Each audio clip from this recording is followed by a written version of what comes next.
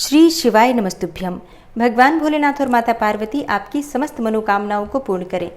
दोस्तों, शिव पुराण में आज से प्रारंभ हो रहा है उमा संहिता, जो कि 5वीं संहिता है शिव पुराण की, जो रजोगुण से संसार की सृष्टि करते हैं, सत्व गुण से 7 भुवनों को धारण करके उनका भरण पोषण करते हैं और तमोगुण से युक्त होकर इस जगत का संहार करते हैं, और जो इन तीनों गुणों की माया को त्याग कर पुनः शुद्ध रूप में स्थित हैं, उन सत्यानंद स्वरूप अनंत बोधमय निर्मल परम ब्रह्म शिव का हम ध्यान करते हैं। वे सर्वेश्वर शिव ही सृष्टि काल में ब्रह्मा, पालन के समय विष्णु और संहार के समय रुद्र नाम धारण करते हैं। सत्व गुण एवं सत्व भाव से ही उनकी प्राप्ति संभव है। ऋषि बोले, हे महाज्ञानी व्यास शिष्य सूत जी, हम सब आपको नमस्कार करते हैं। आपने हम पर कृपा करके हमें कोटि रुद्र संहिता को सुनाया है। अब हमें उमा संहिता में वर्णित श्री पार्वती जी और श्री शिव जी की अद्भुत लीलाओं के बारे में भी बताइए। ऋषियों की इस प्रार्थना को सुनकर श्री सूत जी बोले, हे मुनिगणों, आपकी प्रसन्नता के लिए मैं परम दिव्य भोग और मोक्ष प्रदान करने वाले इस मंगलमय चरित्र को सुनाता हूँ। आप लोग ध्यान पूर्वक सुनिए। पूर्व काल में मुनि व्यास ने सनत कुमार जी से इस कथा को सुना था। सनत कुमार जी बोले, हे व्यास जी, भगवान श्री कृष्ण पुत्र पाने की इच्छा लेकर कैलाश पर्वत पर तपस्या करने पहुंचे। वहां उन्होंने उपमन्यु को तपस्या करते देखा और उनसे सब बातें कही तथा शिव महिमा बताने के लिए भी कहा। तब उपमन्यु बोले, हे श्री कृष्ण, एक बार जप करते हुए मैंने शिव जी का दर्शन किया। उनके पास अव्यय, गुह्य एवं अनेकों दिव्य अस्त्र शस्त्र भी थे। शिव जी का त्रिशूल अत्यंत शक्तिशाली है एवं सागर के जल को एक पल में सुखा सकता है। इसी त्रिशूल से शिव जी ने लवणासुर का वध किया था। वहां मैंने एक फरसा भी देखा जो अत्यंत तीक्ष्ण धार वाला था। वही फरसा शिव जी ने परशुराम को दिया था। साथ ही वहां सुदर्शन चक्र भी था जो करोड़ों सूर्य के समान प्रकाशित हो रहा था। शिव जी का पिनाक नामक धनुष, तलवार, गदा आदि शस्त्र भी मैंने वहां देखा। तत्पश्चात मैंने वहां पर त्रिलोकीनाथ कल्याणकारी भगवान शिव को भी देखा। उनके दाहिनी ओर ब्रह्मा जी हंस से जुते हुए विमान में बैठे थे और बाईं ओर श्री हरि विष्णु गरुड़ पर बैठे हुए थे। मनु और भृगु आदि ऋषिगण, देवराज इंद्र सहित सभी देवता वहां उनके सम्मुख खड़े थे। रुद्र जी के पास ही नंदी एवं अन्य भूतगण भी बैठे हुए थे। सभी हाथ जोड़कर अपने आराध्य देव की स्तुति कर रहे थे। उन्हें देखकर मैंने भी सर्वेश्वर शिव की स्तुति करनी आरंभ कर दी। तभी शिव जी ने मुझे साक्षात दर्शन दिए और बोले, हे ब्राह्मण, मैं आपकी भक्ति से प्रसन्न हूँ, अपना मन चाहा वर मांगो। शिव जी के उत्तम वचनों को सुनकर मैंने हाथ जोड़कर कहा, हे देवाधिदेव महादेव, यदि आप मुझ पर प्रसन्न हैं तो मुझे अपनी अविरल भक्ति प्रदान कीजिए। हे प्रभु, मुझे मेरे परिवार सहित दूध भात का भोजन सदा मिलता रहे। उपमन्यु के वचन सुनकर शिव जी बोले, तथास्तु, तुम सब मुनियों में परम ऐश्वर्यशाली होंगे तथा तुम्हें सदैव अमृतमय क्षीर की प्राप्ति होगी। जब भी तुम भक्ति भाव से मेरा ध्यान करोगे, मैं तुम्हें दर्शन दूंगा। यह कहकर शिव जी वहां से अंतर्ध्यान हो गए। हे कृष्ण, भगवान शिव ही सब तत्वों के ज्ञाता हैं। वे ही सर्वेश्वर हैं और इस संसार का हित और कल्याण करने वाले हैं। अतः पुत्र प्राप्ति हेतु तुम शिव जी की आराधना करो। तब भगवान श्री कृष्ण ने उपमन्यु से पूछा, हे ब्राह्मण राज, भगवान शिव जी के पूजन से जिन शिव भक्तों का उद्धार हुआ है, अर्थात शिव जी की विशेष कृपा जिन्हें प्राप्त हुई है, उनके विषय में बताइए। श्री कृष्ण के प्रश्न को सुनकर उपमन्यु बोले, हे कृष्ण, एक बार राक्षस राज हिरण्यकशिपु ने शिव जी को अपनी घोर तपस्या से प्रसन्न किया। तब उन्होंने उसे ऐश्वर्य संपन्न राज्य प्रदान किया और उसी का पुत्र नंदन भी शिव जी से वरदान पाकर युद्ध में विजयी हुआ और उसने देवराज इंद्र को 10,000 वर्षों तक अपना दास बनाए रखा। इसी प्रकार सतमुख राक्षस ने शिव जी का पूजन करके 1000 पुत्र प्राप्त किए। जब ऋषि याज्ञवल्क्य ने शिव जी की आराधना से उन्हें प्रसन्न किया तो वे वेदों के महान ज्ञाता हुए। व्यास मुनि को भी शिव कृपा से वेद, पुराण, इतिहास एवं शास्त्रों का ज्ञान प्राप्त हुआ। एक बार की बात है, शिव जी के क्रोध से पृथ्वी का सब जल सूख गया था। तब सब देवताओं ने शिव जी को उनकी आराधना करके प्रसन्न किया। उस समय शिव जी ने अपने कपाल से जल प्रकट किया था। राजा चित्रसेन की भक्ति से प्रसन्न होकर शिव जी ने उन्हें निर्भय कर दिया था। शिव भक्ति से एक साधारण से गोप श्रीकर को परम सिद्धि की प्राप्ति हुई। सीमंतिनी के सोमवार के व्रत के पुण्य एवं भक्ति फल से शिव जी ने उसके पति चित्रांगद की रक्षा की। चंचुला नामक व्याभिचारिणी स्त्री के गोकर्ण में कथा सुनने से भक्तवत्सल भगवान शिव ने उसके सभी पापों का नाश कर दिया और उसके पति विंदुक को भी सद्गति प्रदान की। महाकाय नामक व्याध ने शिव भक्ति से सद्गति पाई। महामुनि दुर्वासा को शिव भक्ति से मोक्ष की प्राप्ति हुई। यही नहीं, ब्रह्मा जी ने शिव आराधना के द्वारा इस पूरी सृष्टि की रचना की और मार्कंडेय जी भगवान शिव की कृपा से ही दीर्घायु हुए। भगवान शिव के वर से ही शांडिल्य जगत प्रसिद्ध एवं पूजनीय हुए। इस प्रकार मैंने शिव जी के अनेकों भक्तों के बारे में बताया जिन्हें शिव कृपा से रिद्धि सिद्धि की प्राप्ति हुई। श्री कृष्ण जी ने उपमन्यु से पूछा, हे महामुने, क्या भगवान शिव मुझे भी दर्शन देंगे? उनकी बात सुनकर उपमन्यु बोले, अवश्य ही भगवान शिव आपको दर्शन देंगे। मैं आपको एक अद्भुत मंत्र बताता हूँ, जिसके जाप से निश्चय ही शिव जी प्रसन्न होकर न केवल आपको दर्शन देंगे अपितु आपके पुत्र प्राप्ति की इच्छा भी अवश्य पूरी करेंगे। तब उन्होंने श्री कृष्ण को शिव महिमा का वर्णन करते हुए पंचाक्षरी मंत्र ओम नमः शिवाय की दीक्षा दी। उपमन्यु से सारे विधि विधान जानकर श्री कृष्ण जी ने शिव जी को प्रसन्न करने के लिए जटाजूट धारण किया और फिर अपने पैर के अंगूठे पर खड़े होकर कठिन तपस्या आरंभ कर दी। श्री कृष्ण को भक्ति पूर्वक शिव उपासना करते करते 15 माह बीत गए। 16वां महीना लगते ही सर्वेश्वर शिव ने प्रसन्न होकर श्री कृष्ण को भी पार्वती जी सहित दर्शन दिए और बोले, हे कृष्ण, आप मेरे परम भक्त हैं। आपकी इस भक्तिपूर्ण आराधना से मैं बहुत प्रसन्न हूँ। मांगो, क्या मांगना चाहते हो? शिव जी के ऐसे वचन सुनकर श्री कृष्ण बोले, हे देवाधिदेव महादेव जी, आपने मुझे दर्शन देकर आज मेरा जीवन सफल कर दिया है। हे भगवान, मैं आपसे चाहता हूँ कि मैं सदा धर्म के मार्ग पर चलूँ और संसार में यश प्राप्त करूँ। मेरा निवास आपके पास हो और आप में मेरी सदा दृढ़ भक्ति बनी रहे। मैं सदा युद्ध में विजयी रहूं। मैं शत्रुओं का नाश करके योगी जनों का प्यारा बनूं और मुझे 10 पराक्रमी पुत्रों की प्राप्ति हो। श्री कृष्ण जी के वचनों को सुनकर शिव जी ने प्रसन्नतापूर्वक उन्हें सभी वर प्रदान किए। फिर श्री पार्वती जी ने लोक कल्याण हेतु ब्राह्मणों की सेवा करने का वर प्रदान किया। तत्पश्चात शिव पार्वती अंतर्ध्यान हो गए। तब श्री कृष्ण भी प्रसन्नतापूर्वक उपमन्यु के पास पहुंचे और उन्हें अपने वरदान के बारे में बताकर वे अपनी नगरी द्वारका को चले गए। श्री रामचंद्र जी ने भी भगवान शिव की आराधना करके उन्हें प्रसन्न किया और उनसे दिव्य अस्त्र प्राप्त किए। शिव जी के आशीर्वाद के फलस्वरूप उन्होंने लंका के विशाल समुद्र पर पुल बनाकर लंकेश्वर रावण को मारकर अपनी पत्नी सीता को मुक्त कराया। परशुराम ने शिव जी को प्रसन्न करके शिव जी से परशु नामक फरसा प्राप्त किया और उससे ही अपने पिता ऋषि जमदग्नि का वध करने वाले सहस्त्रार्जुन का वध किया।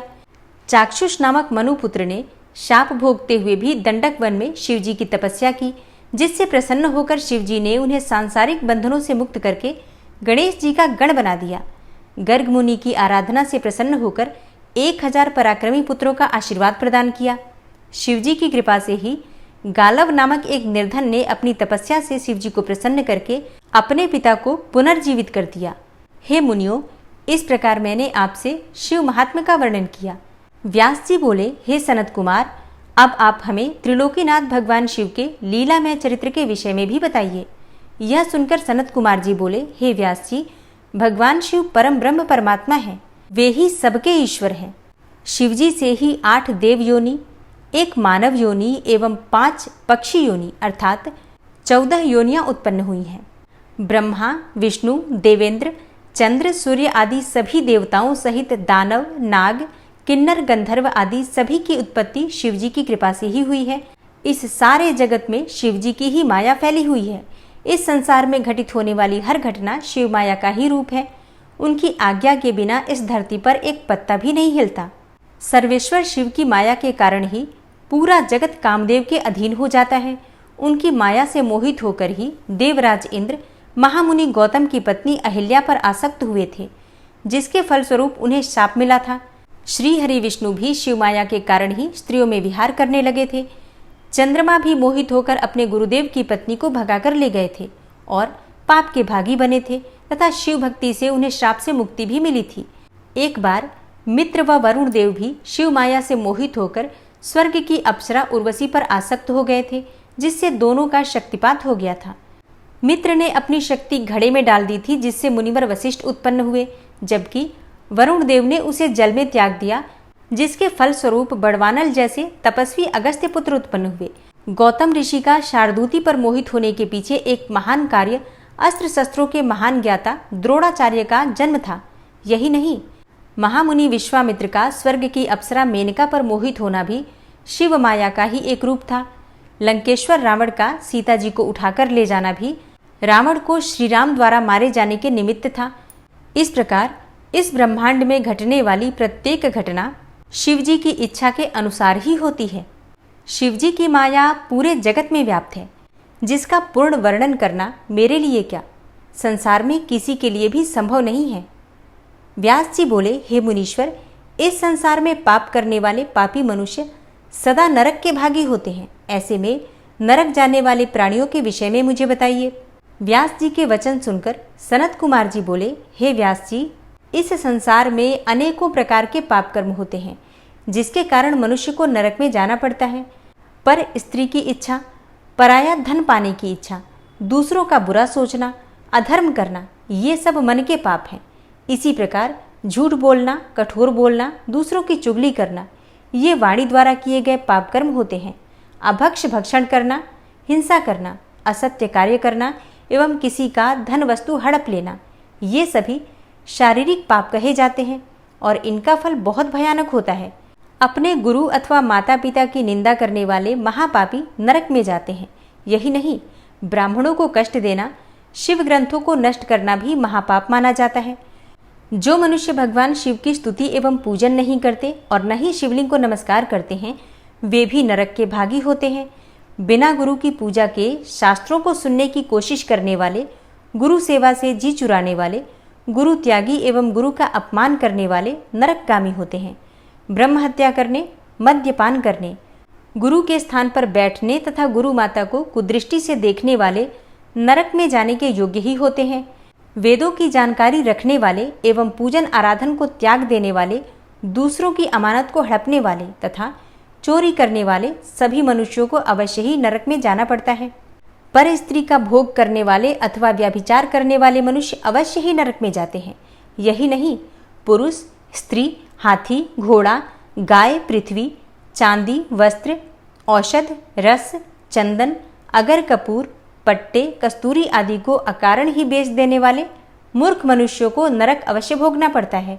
हे मुनियों, इस प्रकार मैंने आपसे ऐसे कृत्यों का वर्णन किया जो कि महापाप माने जाते हैं और जिनके कारण मनुष्य को नरक की घोर कष्टदायक यातनाएं झेलनी पड़ती हैं।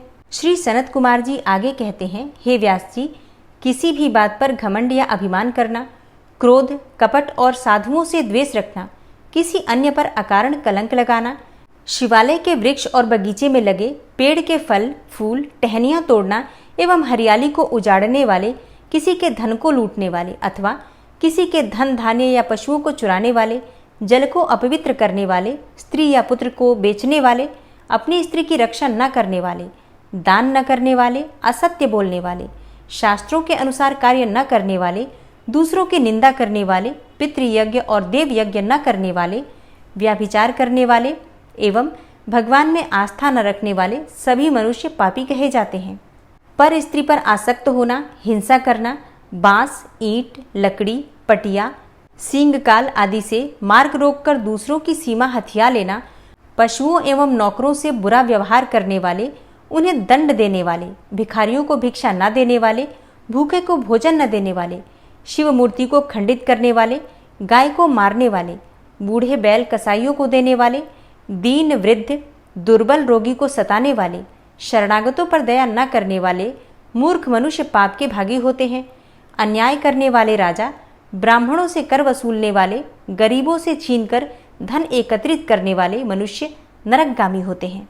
ब्राह्मण कुल में जन्म लेने के पश्चात भी बढ़ई, वैद्य, सुनार, शिल्प करने वाले, ध्वजा बनाने का कार्य करने वाले मनुष्य भी पापी होते हैं। जो किसी अन्य स्त्री को चुराकर अपने घर में रखते हैं, महापापी होते हैं। नीति के विपरीत व्यवहार करने वाले, घृत, तेल, अन्न, पेय, शहद, मांस, मद्य, कमंडल, तांबा, सीसा, रांगा, हथियार, शंख आदि की चोरी करने वाले वैद्य वैष्णव नरकगामी होते हैं। पशु, पक्षी, मनुष्य, दानव आदि सभी पापियों को निश्चय ही यमराज के अधीन जाना पड़ता है। एक दूसरे से असमानता का व्यवहार करने वाले दुष्ट पापियों को दंड देने वाले सभी के शासक यमराज हैं और मरने के पश्चात मनुष्य को यातनाएं भोगनी ही पड़ती हैं। इसलिए मनुष्य को अपने जीवन काल में ही अपने पापों का प्रायश्चित अवश्य कर लेना चाहिए। बिना प्रायश्चित किए पापों का नाश असंभव होता है। जो भी मनुष्य मन, वाणी और शरीर द्वारा जाने अनजाने में पाप करता है वह अपने दुष्कर्मों का फल अवश्य ही भोगता है। सनत कुमार जी ने महामुनि वेद व्यास जी से कहा, हे महामुने, इस संसार में पाप करने वाले मनुष्यों को यमलोक जाकर अपने पापों का फल अवश्य भोगना पड़ता है। पुण्यात्मा जीव उत्तर दिशा के मार्ग से यमलोक जाते हैं, जबकि पापी मनुष्यों को दक्षिण दिशा की ओर से यमपुरी जाना पड़ता है। वैवस्वत नगर और यमपुरी के बीच की दूरी 86,000 योजन है। धर्मात्मा मनुष्य जो दयालु प्रवृत्ति के हैं सुगम मार्ग से पहुंच जाते हैं, जबकि पापियों को बड़े कठिन मार्ग से गुजरना पड़ता है। उनके रास्ते में नुकीले कांटे, गरम बालू और छुरियों जैसे नुकीले कंकड़, कीचड़, सुइयां, अंगारे, लंबे अंधकार युक्त वन, बर्फीले मार्ग, गंदा पानी, सिंह, भेड़िए, बाघ, मच्छर एवं अनेकों तरह के जहरीले और भयंकर कीड़े, सांप, सूअर, भैंसे एवं अनेकों भयानक जीव, भूत प्रेत एवं डाकनी शाकनी उस पापी मनुष्य को रास्ते में कष्ट देने के लिए खड़े रहते हैं। वे पापी मनुष्य इतने भयानक रास्ते पर यमदूतों की मार सहते हुए आगे बढ़ते हैं। भूख प्यास से व्याकुल नंगे शरीर वे यातनाएं सहते हुए रास्ते को तय करते हैं और पीड़ा की अधिकता के कारण रोते और चीखते चिल्लाते रहते हैं। उनके शरीर से खून बहता है और कीड़े उन्हें नोचते हैं, परंतु यमदूत फिर भी उन्हें पाशों से बांधकर घसीटते रहते हैं। इस प्रकार अत्यंत कठिन मार्ग पर चलते हुए वे अपनी यमलोक तक की यात्रा को पूरा करते हैं। वहां पहुंचकर यमदूत उन पापी मनुष्यों को यमराज के सामने ले जाते हैं। यमलोक में यमराज उन मनुष्यों के पाप और पुण्यों का लेखा जोखा देखते हैं।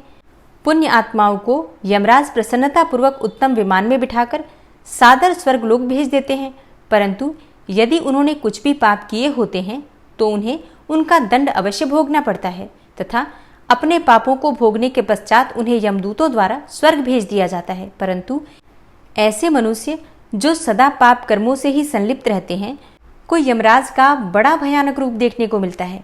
यमराज भयंकर दाढ़ों वाले, विकराल भौहों वाले, अनेकों भयानक अस्त्र शस्त्र धारण किए हुए, 18 हाथों वाले, काले भैंसे पर बैठे, अग्नि के समान लाल आंखों वाले एवं प्रलय काल की अग्नि के समान तेजस्वी भयानक रूप धारण किए दिखाई देते हैं और पापियों को बड़े कठोर दंड देते हैं। तब भगवान चित्रगुप्त धर्मयुक्त वचनों से उन्हें समझाते हैं।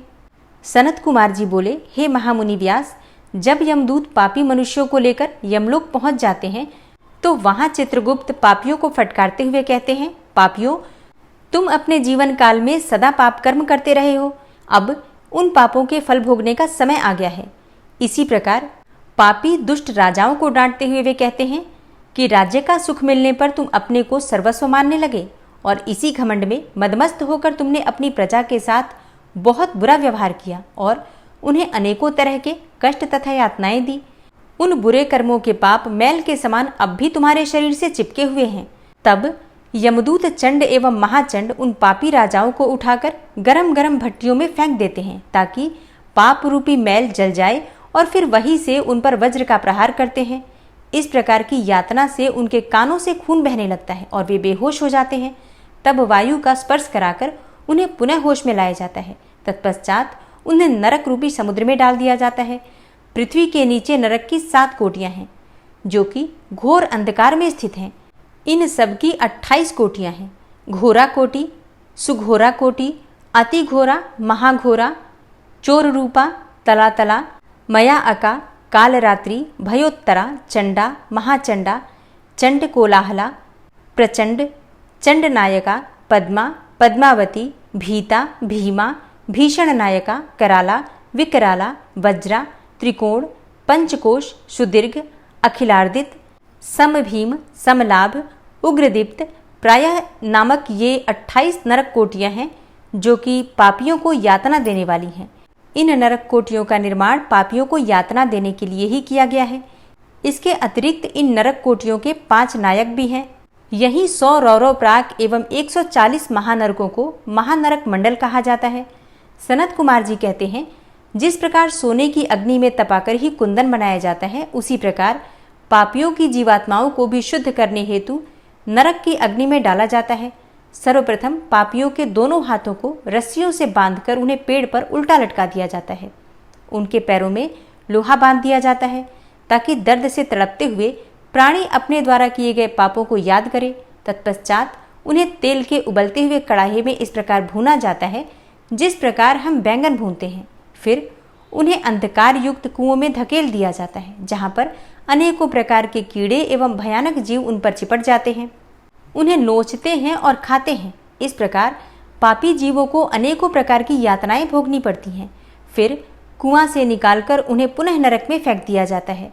वहां पर उनकी पीठ पर बड़े बड़े हथौड़े से, जो कि तपाए हुए होते हैं, उनकी पीठ को छलनी कर दिया जाता है।